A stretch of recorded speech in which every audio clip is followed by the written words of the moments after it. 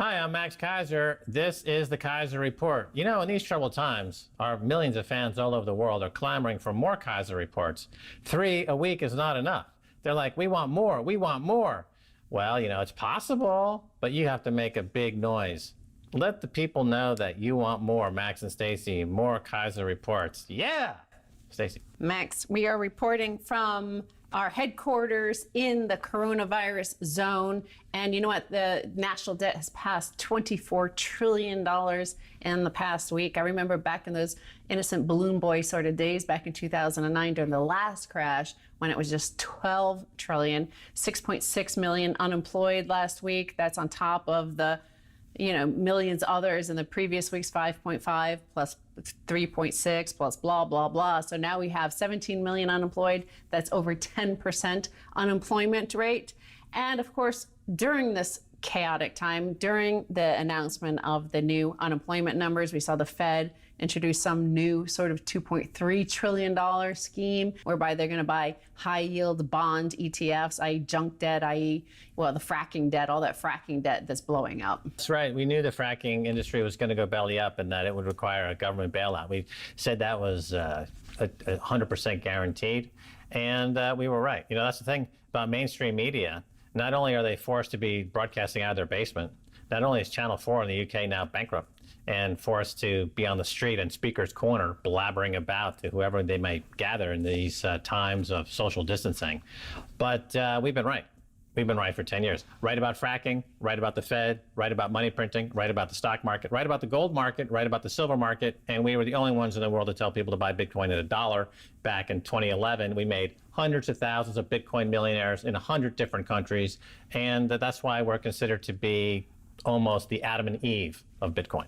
I think you coined that term on Twitter, but also on Twitter, I found this tweet from Matt Stoller, and he's looking at, we're in the middle of an election, theoretically, that might happen in November 2020, and it's supposed to be Biden versus Trump. And you would think during these sort of times, the Democrats would present plans and what they would do as opposed to what Trump is doing. Well, progressives simply cannot internalize that a massive corporate bailout just occurred, that it will shift wealth and power upward, and that their leaders, Warren and Bernie, who got popular opposing Wall Street, supported it. Progressives have chosen to be irrelevant. This is what I don't get about the progressive media.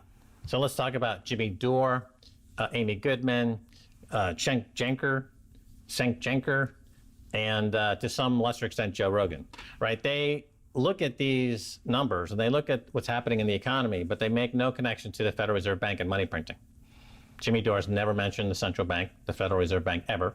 And yet the progressives, if they want to be progressive and they want to progress the dialogue forward, they need to talk about the central bank. It is the key component of the global economy, the American economy, and the key crisis that we're experiencing today. So not to mention it is willfully ignorant. Exactly. We have two different categories happening, the government and the Treasury, and then the Federal Reserve. And basically, neither of them have oversight. And they're pouring trillions of dollars to the corporate headquarters of huge corporations, not the small and medium-sized enterprises that are being funneled onto these crazy sort of online systems that don't work, but the major corporations, the multinationals, those that are getting bailed out, and the big banks. And the ordinary worker that, by the way, the left-wing party is supposed to speak on behalf of, they're stuck on trying to file unemployment benefits, and those unemployment benefits are built on COBOL, which is a software program written back in the 1950s, and there's only like a handful of people in the United States that are still programmers in COBOL. So the systems are going down across America, and people can't apply for unemployment online. They have to go in person, stand amongst thousands of other people trying to file online. Right. So as the unemployment rate is now projected to reach 30% in America, higher than the Great Depression, the stock market's up 30% from recent lows, and the size of the central bank balance sheet has expanded by trillions. So the question is, which came first, the expansion of the central bank balance sheet or unemployment? What is the cause? What is the effect? As we've been saying on this show for 10 years, central bank balance sheet expansion causes the unemployment because it causes the deflation that causes the economic duress that creates the unemployment. The central bank will say, point blank, we're trying to fight deflation by printing money. And yet they caused the deflation by printing money. Oh, and the stock market happens to be up 30%. And the top 0.1% just made a few more $100 billion. It's an accident. That's what progressives don't understand. They don't understand that taxes and employment are not necessary. At 0% interest rates, and if you can print and borrow hundreds of trillions of dollars at a clip, you don't need workers. You don't need taxes. Americans paid $3.5 trillion in taxes last year. The Fed printed $6.5 trillion in 10 seconds last week, right? You don't need workers. You don't need employment. You know, if employment rate went to 100% unemployment, the stock market would be at 40, 50,000 on the Dow. Of course, because anytime the progressives do fight, and they fought tooth and nail to get a $400 billion package in for the ordinary person in America, apparently that's not going to, a lot of that money won't even arrive for months from now. But immediately the Fed can create money and credit for all of these bankers. But every time they succeed in getting $400 billion for the ordinary Joe Bag of Donuts, then the bankers go, well, we can't disrupt. We need to get at least 10 times that back. We need triple, quadruple, quintuple, tentuple that. Well, it's designed to disenfranchise every American who's not a friend of the central banks until we have a peasant class like you have in Saudi Arabia and a prince class like they have in Saudi Arabia. Jamie Dimon is a prince, and the central bankers and the bankers on Wall Street are the prince class in this neo-feudal period, and everyone else is part of the peasantry. What you used to call the middle class are becoming peasants. They're living out of their trailers. They're eating dog food. They can't scrape enough to get by. They're like Haitians trying to pick worms out of dirt. And that's the way it's designed. We also designed the situation in Haiti, of course. Right, whether it's disenfranchisement in Haiti or bombing in Iraq or the war in Afghanistan or the attack on South American countries and the coups, that's all off-Broadway production of what became a Broadway production here in America. You know, people cheered the bombing of Iraq. Again, mainstream media, MSNBC, Rachel Maddow, CNN, yeah, let's bomb Iraq. Not realizing this is a off-Broadway production of what's coming to America within 2 or 3 years. Now we are experiencing the full frontal attack of our government attacking us. Now, you're watching many shows across America on cable news and on the networks as well. You know, people are reporting from their basements and their attics and their mom's bedroom. And what you're seeing is that they're still gossiping. It's all essentially YouTube channels of people gossiping about various political figures, whereas they ignore the entire elephant in the room, which is the fraud that is ongoing. Here we'll show 2 tweets about the Federal Reserve Bank and what they're doing on behalf of their clients, who are the big banks on Wall Street. The biggest experiment in monetary history, central banks buying government bonds like crazy to monetize the public debts, will not work indefinitely. No one can say exactly where the tipping point is. If the balance sheet exceeds a certain level, inflation expectations will skyrocket. And you see in the chart there, that top line is, of course, Japan, where the central bank balance sheet as a percentage of GDP is 109.91%. The Fed is that blue line down on the bottom, and they're at 26.75% of GDP, ECB at 43.68%, and the Bank of England merely at 21.7%. This idea that there's an end game to the debt monetization that they choose to call quantitative easing is problematic, because in a world of 0% interest rates and infinite credit, they can keep buying government bonds, they can keep buying junk bonds, they can keep buying stocks. They can, you know, Japan, the amount of the balance sheet of the Bank of Japan is in excess of the GDP of Japan, and they've got close to 300% debt to GDP as a country. America, on that basis, can buy another $15 trillion worth of bonds and stocks. And the end game is not a collapse due to a policy and an economic model that's unsustainable. The end game is that you have a prince class that owns all income-producing assets in the country, and you have a pauper class or a peasant class that is living in the dirt. It's neo-feudalism by design. It's not a mistake in policy. And the answer has to do with understanding that the central bank is at the center of it all? The answer is watching Keiser Report and knowing about gold, silver, and Bitcoin. You don't need to participate in this system. You will be a loser in the system. Sure, keep on tuning into Colbert and The View and Rachel Maddow and get your bread in circuses and say, boo Bernie or boo Trump. And that might make you feel better. It might help you get through the next hour. But how do you get through the next decade, the next 2 decades? And you're going to have to step away from the bread and circuses, and you're going to have to wake up, because what they're doing is they are buying junk ETFs. I didn't think they'd go there, said John Briggs, head of strategy at NatWest. So even the bankers didn't think that the central banks would be so brazen in helping them out like that. Well, you're absolutely right. The only way to escape this is gold, silver, and Bitcoin. Bitcoin's already made a move from $1 to 7,000, 8,000, based on its anticipation of this fraudulent behavior by central banks. It was designed to fight central banks, and it made a move from $1 to the 7,000, on its way to 100,000, on its way to 400,000. It's doing exactly what it was designed to do. Gold is now not only making new all-time highs against every major currency in the world, but now about to make a new all-time high in US dollar terms. So gold is not fooled. Gold is now creeping higher. Plus LBMA and COMEX are caught short gold, and they're about to go completely bankrupt. Well, those two entities do exist in a paper world controlled by the central banks, so they could print money as much as is required to deliver, because they could do force majeure and not have to deliver physical gold. But again, you know, Bitcoin, as you mentioned, went from $1. When did it go from $1? 2009, as I said, during those glory days when, you know, the biggest hoax on earth was Balloon Boy. Now we have the hoax of these bailouts and stimulus that are total hoaxes. They say they're helping you. Here's $400 billion, peasants, and you might not get it until next year. In the meantime, we've just created $40 trillion for bankers because of the notion that how dare somebody even think of helping the peasants. So right. Bitcoin anticipated this. That's why I said multi-thousands from $1. And now as more people realize, wait a minute, this Bitcoin thing was actually right, and the Keiser Report was right, then they start to make a move to 100,000, up to 400,000. And we told you first. And Stephen Colbert is in his basement and looks like a frickin' trailer park trash, untalented, unfunny idiot. Stay tuned for much more coming your way.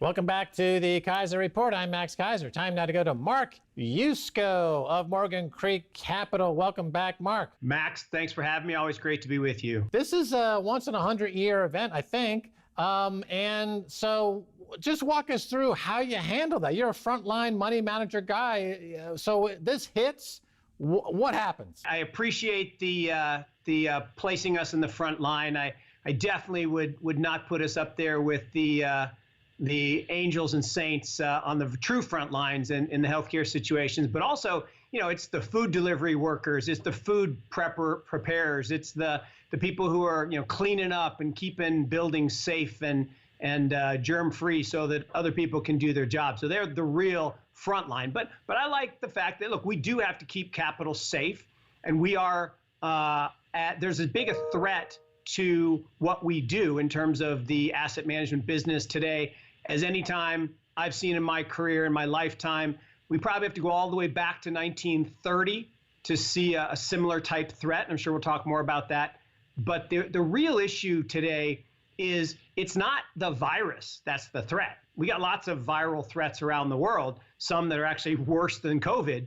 It's the response, the unprecedented response, both to shut down the global economy, but now worse, the response from fiscal and monetary stimulus around the world that is, I think, sowing the seeds of a greater demise. Unemployment rate is skyrocketing, and some projecting it to reach 30%. I think in the Depression of the 1930s, it got to as high as maybe 25%. So an unemployment rate that's higher even than that time. However, there are some key differences. So back in the 30s, we had a gold standard. We had also, we did not have the kind of activist Fed that we have now that is the buyer of first order instead of being the borrower of last resort. We also have 0% interest rates, which are unique almost in history. We also have negative interest rates, which are definitely unique in history. So when the unemployment number comes out and it's skyrocketing by 30% projected, but the stock market goes up by 30%, that's an interesting situation. It's only made possible by 0% interest rates, or what Neil Kashkari said recently on 60 Minutes, infinite QE, infinite amount of money printing. So that's different than the 1930s, or is it, Mark? It's interesting that you and I seem to get together on these historic days, right? We were together when Kashkari made his famous infinity comment, and I told you I've had this hashtag QE forever for a long time. And I think you even made it the label of our last show. And here we are again on this historic day where I tweeted out earlier that we're at the tipping point, capital T, capital P, where we've now turned the dollar into toilet paper, right? We basically said, it doesn't matter how much we print, we're going to keep printing until the bleeding stops. And I think what we're experiencing, and the reason I'm not sure it's going to work and why I do think we are at risk of a greater depression is if you think about how commerce works, right? There have to be people employed. There has to be a velocity of money. And if I have $1 and then I go get my hair cut, and then the hair cutter goes out and buys a shirt, and the shirt seller goes and gets a meal, and the restaurateur goes to the butcher, and the butcher goes to the hotel, then that money is actually circulating in the economy, and we get GDP growth, and we get profits growth, and we get real creation of wealth. If I just print $1 and it's sitting in a bank account somewhere, and then we print another $1 and it's just sitting in a bank account somewhere, actually all we've done is decrease the value of that currency by half, because now we have more dollars without any increased circulation. And I think that's where we are, in that if you go back to the Great Depression, from 1929 to early 1930, we fell 30%. And then there was a series of events where the president, Hoover at the time, came out and said, everything's great, everybody's going to go back to business, America's awesome, we're going to have America first. We borrowed that from the Germans, from your old homeland. And all this great stuff was supposedly going to happen. The market rallied 18, 20%. Oh, and then we realized that, wait a minute, if we put up barriers to trade, like the Hawley-Smoot tariff bill, and we go against immigration, and we do all the things that slow economic growth and slow velocity of money, we destroy capitalism. And what happened? We all know the end result. We went down another 50% over the next 3 or 4 years, and we turned a garden variety recession into the Great Depression. And you said, we didn't have zero interest rates. We actually did. We also had QE. We also were buying our own bonds, because back then we were an emerging market run by a gang, right? The mafia was basically in charge. No one would buy our debt, so we started buying it ourselves. So QE is not new. Zero interest rates are not new. We had it all during that Great Recession, which turned into the Great Depression. And I fear we're on the verge of that again if we make bad policy decisions. What's your portfolio mix? I mean, not to get too technical here, but classic portfolio mix being stocks, bonds, cash, a little gold, and you introduced really to the institutional investors out there the idea of getting off zero with Bitcoin. I think that's probably held up well for your clients that took that advice, because that's become one of the least volatile assets to hold in this time, certainly less volatile than oil. And so how do you handle this on the portfolio allocation side? Do you just raise a lot of cash, or are you forging ahead into buying the dip? How do you position? What we're doing is the same thing we've been doing since January of 2018. Right before Volmageddon, the first one, which the recent bout in volatility makes Volmageddon look like a bump. So what we started doing back then was we said, look, we fear that Hooverville is coming, right? I actually wrote a paper on it 3 years ago when Trump was elected, saying, look, he was just like Hoover, an inexperienced president who had all these bombastic ideas about America first and how it was going to be so great. But what he lacked was leadership and experience. And I was worried that we were going to have a repeat of Hooverville and the Great Depression. And so what we told clients was, we've got a different way of looking at the world. And I took a lot of for this. In fact, people would say, you're going to have clients leave. And I said very clearly, which I took a lot of for too, is I said, I'd rather lose half my clients than half my clients' money. And I think that's really true. So back in January 18, we built a portfolio and it looks like this. It's got 6 pillars. So about 15% is cash, because cash is king in this environment. Another 15% in Bitcoin. And we'll talk more about that, I'm sure. Another 15% in a proxy on Bitcoin mining. So the best I could do there was AMD. Then had 15% in emerging markets, because I thought emerging markets were, if you're going to own equities, you want to own the cheap equities. Emerging markets were cheaper. 15% in long treasuries, and then 15% in hedged equity. And we run a hedged equity portfolio here. It's long short. It's actually only down about 3% in March and down 2% for the year. So if you look at that portfolio over the last 12 months, and why do I talk about the last 12 months? Well, 12 months ago, I was on CNBC and was talking about this type of portfolio and literally got laughed off the stage. How could you own Bitcoin for clients? And how could you be in bonds? And don't you know stocks always beat bonds? Well, actually, over the last 20 years, long bonds have beat stocks. And over that 2-year period where stocks are down about 5%, that portfolio that I just described is up about 22%. So that's pretty good. People are feeling pretty good about that. I think it's unprecedented to have central banks so aggressively buying stocks in the open market. They're buying ETFs, they're buying junk bonds. The Swiss National Bank is one of the biggest holders of Apple stock. And right now, they seem to be going with Donald Trump's message that the only thing that matters in this world are people's 401k accounts and getting that stock market back up higher. And if you can borrow all the money you want at 0% interest, and you're buying all the stocks you want without any limitations at all, and you've got a lot of hedge funds who are front running that action with a lot of money. There's a lot of cash out there. The Saudi wealth fund's huge. The Norwegian wealth fund is huge. There's still a lot, the pockets of trillions of dollars out there. And if they get into the front running game, and it's just keep buying these stocks to help with people's 401k plans, is it prudent to not kind of follow the trend there? It's such the question, Max, and that's why I love getting together with you, is you've always got the question for the time that we're in.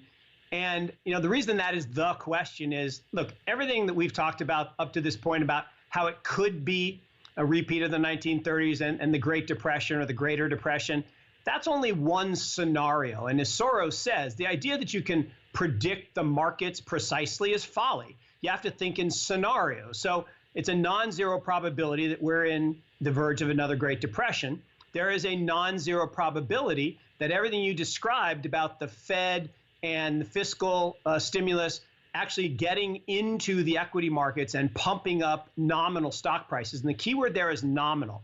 What people forget is that rising asset prices are not necessarily a good thing. And they're definitely not a good thing for the 49% of people in this country that don't own any assets. They don't own stocks. They don't own collectible Porsches. They don't own fine wine. They don't own great real estate. So what's happening here is kleptocracy.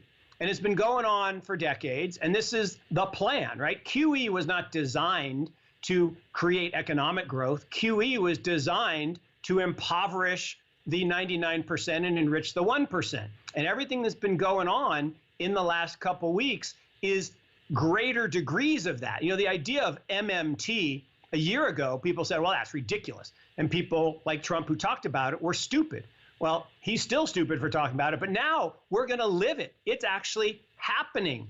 There is a belief now that we can print as much money as we want. We can buy any asset, right? It's actually illegal. As we sit here talking, it is illegal for the Fed to be buying corporate bonds and high yield bonds, but they're doing it. They set up an SPV funded by the Treasury to get around it. That is illegal activity. Why do we allow it to happen?